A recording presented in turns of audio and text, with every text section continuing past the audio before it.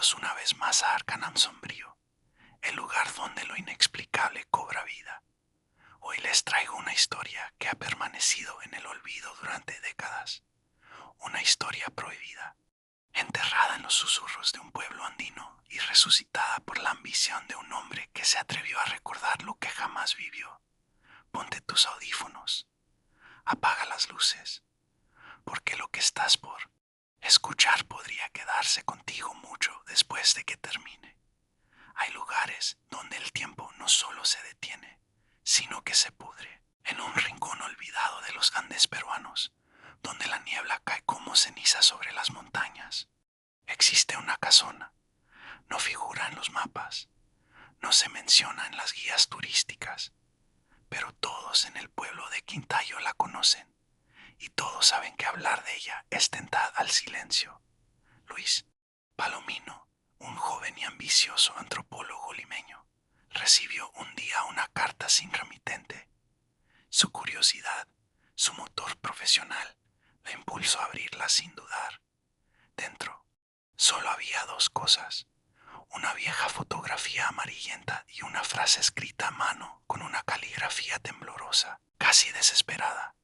La memoria duerme donde el viento no entra. Ven a recordar lo que jamás viviste. En la foto, una imponente casona de estilo colonial emergía de un mar de niebla. Sus ventanas oscuras parecían ojos vacíos observando desde otra época. La imagen tenía una cualidad hipnótica, casi fúnebre. Luis, más intrigado que asustado, dedicó los siguientes días a una búsqueda obsesiva. Cruzó datos, revisó archivos polvorientos y consultó viejos mapas catastrales. Finalmente, descubrió que la casona existía. Se ubicaba en las afueras de un pueblo casi inaccesible llamado Quintayo. El registro oficial indicaba que estaba abandonada desde 1921, tras un misterioso brote de fiebre negra que se llevó a más de 40 personas en cuestión de semanas. Pero lo más escalofriante no era la epidemia, sino el hecho de que nadie supo nunca qué pasó con sus cuerpos. Simplemente se desvanecieron. La casona fue sellada y el pueblo cayó en un silencio que duraba ya un siglo. Para Luis, aquello no era una advertencia, sino una invitación. Empacó su equipo, su grabadora y su escepticismo. Y fue entonces, al decidir ir, cuando el olvido comenzó a recordar su nombre. El viaje a Quintayo fue largo y arduo. 3 días completos entre caminos quebrados que serpenteaban al borde de precipicios. Una neblina tan espesa que borraba el mundo a pocos metros de distancia. Y pueblos fantasma cuyas ruinas eran testigos mudos de un éxodo antiguo. Al llegar, lo recibió un silencio que pesaba, que se adhería a la piel y enfriaba los huesos. Quintayo era un pueblo detenido en el tiempo, un lugar de miradas furtivas y puertas cerradas. Los pocos habitantes que se cruzaban en su camino lo miraban con una mezcla de curiosidad y lástima, pero no hablaban. Sus labios estaban sellados por un pacto no escrito. Solo una anciana, doña Elvira, sentada en el porche de su humilde casa mientras tejía una manta de lana, se atrevió a dirigirle la palabra cuando Luis preguntó por la casona. Sus ojos, profundos y nublados por la edad, lo escrutaron. La casona no olvida, joven. No es un lugar para los vivos. Uno entra y se queda, aunque su cuerpo salga. Luis, curtido en la lógica y la ciencia, sonrió con amabilidad, atribuyendo sus palabras al folclore local. Para él, todo era mito rural, una leyenda tejida para asustar a los niños. Pero algo en la mirada de la anciana lo inquietó profundamente. No era miedo, era resignación, como si supiera el final de una historia que apenas comenzaba.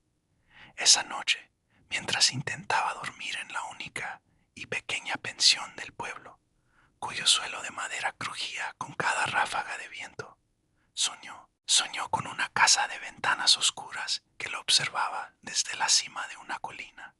En el sueño, la casona respiraba, inhalando la niebla y exhalando un frío que se metía en su alma. Despertó con el corazón acelerado, convencido de que solo era la sugestión del viaje.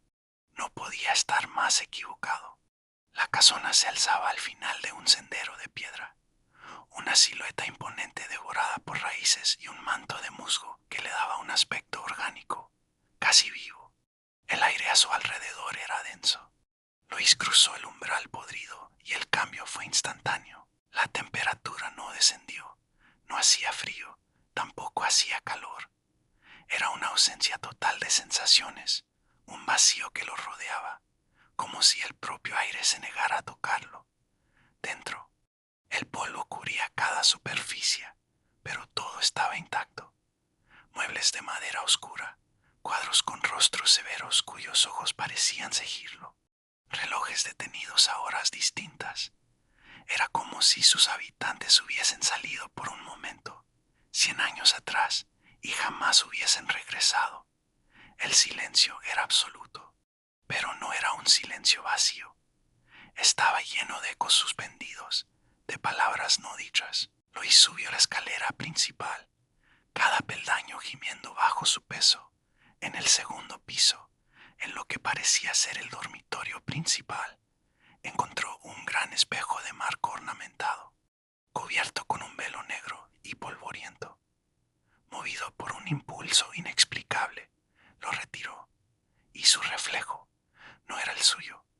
El hombre en el espejo tenía su rostro, su ropa, pero sus ojos eran dos abismos completamente negros, y en sus labios se dibujaba una sonrisa torcida, burlona, una mueca que no le pertenecía. Luis retrocedió horrorizado, tropezando con sus propios pies.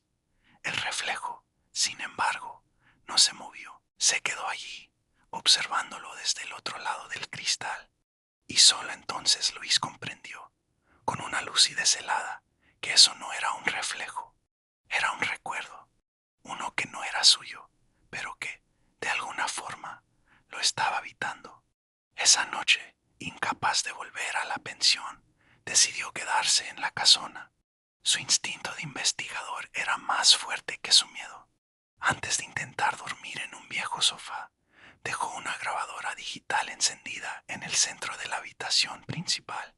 A la mañana siguiente, con las primeras luces grises filtrándose por las sucias ventanas, reprodujo la grabación. Durante horas, solo se escuchaba el sonido del viento y el crujir ocasional de la casa.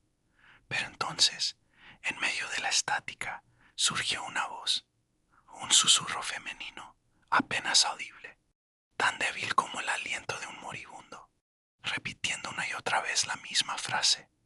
No olvides, no olvides, no olvides. Un escalofrío recorrió la espalda de Luis. No era una psicofonía cualquiera.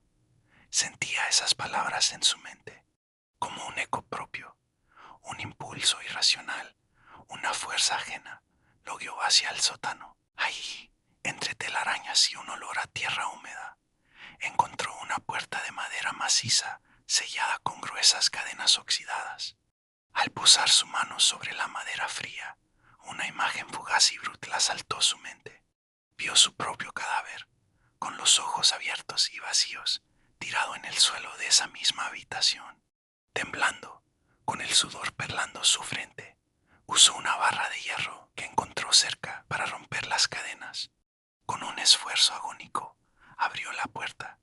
Del interior no emergió nada visible, sino una oscuridad espesa, casi ténue, una oscuridad viva que parecía absorber la luz y el sonido. Y de esa negrura, una voz gutural, antigua, habló directamente en su cabeza. No viniste a investigar, viniste a recordar. Las noches siguientes se fusionaron en una pesadilla sin fin. Luis dejó de dormir. El agotamiento dio paso a un estado de vigilia febril, donde la realidad y la alucinación bailaban un vals macabro. Comenzó a ver cosas que no existían, pasillos que se extendían hasta el infinito, puertas que aparecían y desaparecían en paredes desnudas. Escuchaba nombres susurrados en su oído, nombres que no conocía pero que le resultaban dolorosamente familiares. Y lo peor de todo, comenzó a verse a sí mismo. Se veía reflejado en los cristales de las ventanas. pero no con su ropa, sino con atuendos de finales del siglo XIX. Se veían los retratos antiguos que colgaban en las paredes, rodeado de aquellas personas de rostros severos, como si siempre hubiera sido uno de ellos. Y una palabra resonaba en su mente, una y otra vez, con la insistencia de un martillo. Recuerda, enloquecido, buscando una respuesta lógica a su propia desintegración. Pasó horas revisando un viejo libro de contabilidad de la familia que construyó la casa, y allí, entre anotaciones de gastos y deudas, encontró la verdad. La casona no era solo una casa, fue construida por una secta que creía en preservar la memoria humana dentro de la arquitectura misma. Cada visitante dejaba una parte de su alma atrapada entre sus muros. Cada pensamiento se convertía en un ladrillo más, cada sentimiento en una viga, cada recuerdo en una sombra errante. Las almas de la epidemia de 1921 no se habían desvanecido, habían sido absorbidas. Luis no era el primero en caer en la trampa, pero estaba destinado a ser el último. La casa lo había llamado, no para que la estudiara, sino para que completara su colección de almas. Semanas después, un guía local, preocupado por la desaparición del antropólogo, se aventuró a buscarlo. Encontró la casona vacía, sumida en su silencio perpetuo. En el interior, la mochila de Luis estaba en un rincón, su grabadora, con la batería agotada, yacía en el suelo. Su cuaderno de notas estaba abierto sobre una mesa, pero las últimas páginas estaban llenas de garabatos sin sentido y una única frase repetida hasta el infinito. Y en la pared del sótano, junto a la puerta abierta que conducía a la oscuridad, había una inscripción desesperada, tallada con lo que parecían ser uñas en la piedra húmeda. Recuerda mi nombre. No dejes que me vuelva sombra. Dicen en Quintayo que si te atreves a entrar en esa casona y miras tu reflejo en él, viejo espejo del segundo piso, no te verás solo. Una figura estará detrás de ti. Es Luis, pálido, con los ojos negros y vacíos, pidiéndote en un susurro que lo recuerdes, porque la casona del olvido se alimenta del recuerdo. Y ahora que escuchaste esta historia, ahora que su nombre y su destino están en tu mente, ya no puedes dejar de recordarla. Si esta historia te ha estremecido, no olvides suscribirte a Arcanam Sombrío. Aquí las sombras nunca duermen y lo que callamos siempre cobra vida. Gracias por escuchar.